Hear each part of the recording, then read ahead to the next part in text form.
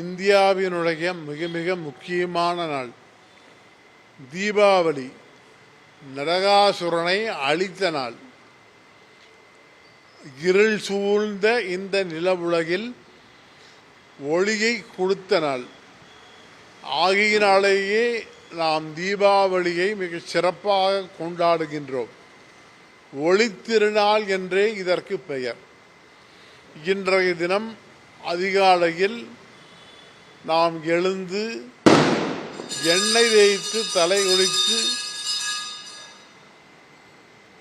நீராடி இனிய புத்தாடை அணிந்து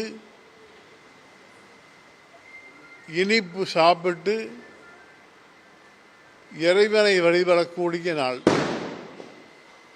அதனாலேயே இன்றைய தினம் மிக மிக சிறப்பான நாள். இருள் நீங்கி ஒளி பெறும் நாள். இன்றைய நன்னாளில் நம் தமிழகத்தில் மிக முக்கியமாக திருநாளாக கொண்டாடப்படுகின்றது. இன்றைய நன்னாளில் பக்த பெருமக்கள் அனைவரும் காலையில் எழுந்து குளித்து புத்தாடை அணிந்து இனிப்பு சாப்பிட்டு திருக்கோயில்களுக்கு சென்று இறைவனை வழிபட்டு பிறகு சிற்றுண்டுண்டி சாப்பிட்டு திருநாளை பட்டாசு வெடித்து கொண்டாடுவார்கள்.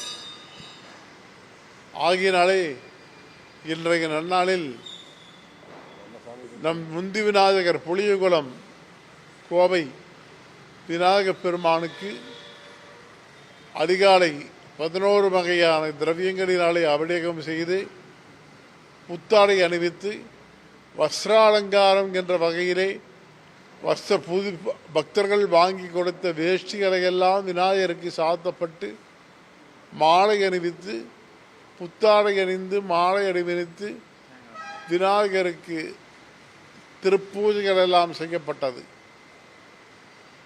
பக்த பெருமக்கள் அனைவரும் அலையாக திரண்டு வந்து இறைவனை வழிபட்டு செல்கின்றனர்.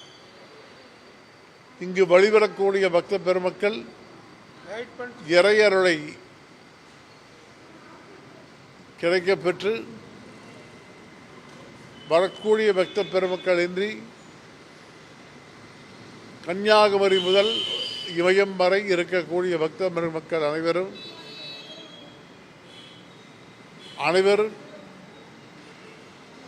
பல வகையான இருள்கள் சூழ்ந்திருக்கும் அவர்களை இருள்களை நீக்கி ஒளியை தந்து இந்த ஆண்டு சிறப்பான நல்லாளாக இருக்க வேண்டும் என்று இறைவனை வேண்டி வழிபடுகின்றேன். நன்றி, வணக்கம். செய்திகளை உடனுக்குடனும் துல்லியமாகவும் தெரிந்து கொள்ள சப்ஸ்கிரைப் பண்ணுங்க.